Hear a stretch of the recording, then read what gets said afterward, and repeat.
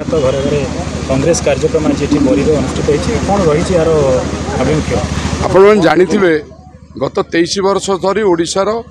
नवीन Patnaik BJD सरकार एवं गत 9 वर्ष धरी केंद्र नरेंद्र मोदी बीजेपी सरकार ये देश और राज्य को जो भाव में लुट कर हंतसंत कले आज जनसाधारण एवं अस्तव्यस्त हो गले से आज ओडिशा प्रदेश कांग्रेस सभापति शरद पट्टनायक आह्वान में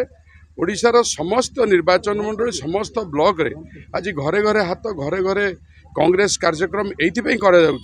आपण 23 वर्ष धरी देखिए आज ये सरकार दुईटी रही आपणकर नरेंद्र मोदी कहते वर्ष को 2 कोटी चाकरी देवे नवीन पट्टनायक कहते वर्ष को 2 लाख चाकरी देवे चाकरी दबा तो दूर कथा जी चाकरी जो युवक मैंने अच्छा उच्चशिक्षित युवक मैंने छटई कर विशेषकर आम जिला जो शिल्प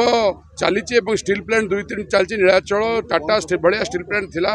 बेले आप स्थानीय निजुक्ति शून्य आपणकर आम जिलार बोधे कौन उच्चशिक्षित युवक नहांती जो केवल बाहर आसी असंती कोई तमिल बिहार यू आसिक अण ओडिया चाकरी करेंगे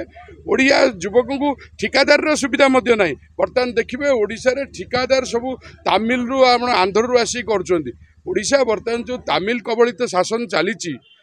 विरुद्ध रे